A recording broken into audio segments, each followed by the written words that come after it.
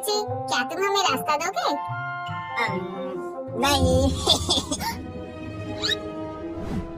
बेटा तू यहाँ से भाग जा।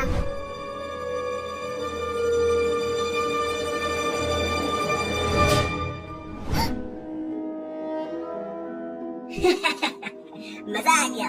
मुझसे ताकतवर इस दुनिया में कोई नहीं है।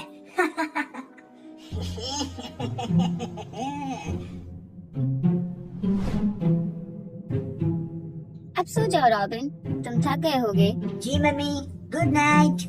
Good night.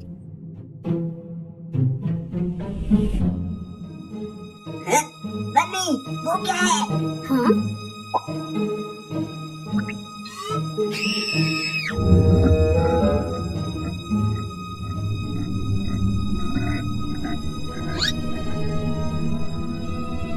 रॉबिन, तुम यहाँ से भाग जाओ।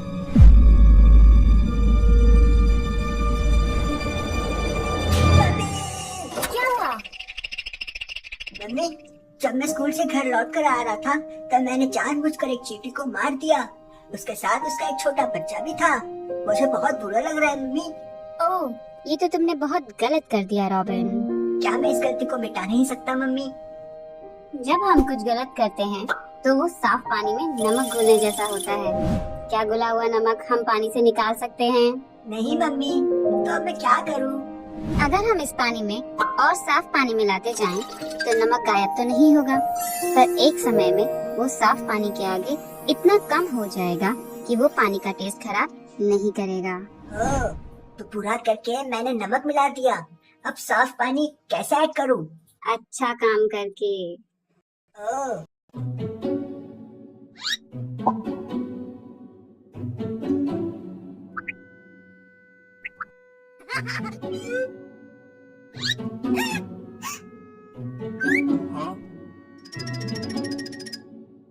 ब्रो, जब हम किसी के साथ कुछ ऐसा करते हैं जो हम नहीं चाहते कि हमारे साथ हो, तो वो गलत है।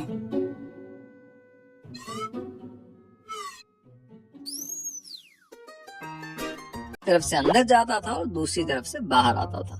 खाना मिलना तुक्के वाली बात थी, पर जब खाना मिलता ट्यूब कुछ और दिन खाना ढूंढने के लिए जिंदा रह जाती थी। और जो ट्यूब ज्यादा दिन जी जाती थी फिर वो खुद एक से दो हो जाती थी। जब जनसंख्या बढ़ी तो खाने के लिए कंपटीशन भी बढ़ा और कुछ ट्यूब्स ने देखने की क्षमता विकसित कर ली कि तुक्के की बजाय खाना खुद से खोज सके। फिर देखते ही देखते ट्यूब्स के पैर भी आ गए कि वो खाने की ओर जा सके और फिर हाथ भी ताकि खाना उठा के मुंह में डाल सके। जब ट्यूब सिंपल थी तो उसके लिए एक से दो हो जाना भी सिंपल था। अब दो ट्यूब्स मिलके एक ट्यूब बनाने लगी। अब खाना इकट्ठा करना, पार्टनर ढूंढना, बच्चे पालना, इस सब पेचीदगी को मैनेज करने के लिए ट्यूब को दिमाग में विकसित करना पड़ा। लेकिन इसका एक साइड इफेक्ट भी था। अब छोटी ट्यूब बड़ी से पूछने लगी कि हम खाते हैं जीने के लिए और हम जीते हैं खाने के लिए। आखिर इस चक्र का पॉइंट क्या है? जवाब तो इसका बड़ी ट्यूब के पास भी नहीं था, पर उन्होंने इतना कह दिया कि देखो, ज्यादा दिमाग मत लड़ाओ, जो चलता आया है उसे चलाओ, खाओ, कमाओ, एक से दो हो और फिर दो से चार हो जाओ। खाना कमाने, पार्टनर ढूंढने, बच्चे पालने में कुछ समय के लिए तो ट्यूब्स का ध्यान इस सवाल से हट जाता था, पर बड़े होते होते जिंदगी का एक खोखलापन फिर से उन्हें खाने दौड़ता। तो ट्यूब्स ने कहा कि अगर हम पैसे से और रिश्तों से इस खोखलेपन को नहीं भर सकते तो हम खा खा के इसको भर देंगे। पर चाहे खाना हो या मौज करना, अंततः हम उससे बोर हो जाते हैं, तो ये भी तरकीब काम कुछ करती नहीं। जो मुझे इसका तोड़ समझ में आया वो ये कि भाई, पैदा हुए हैं तो जीना पड़ेगा, जी रहे हैं तो खाना पड़ेगा, पर अगर हम दूसरों को खिलाने के लिए नहीं तो कम से कम खिलाते हुए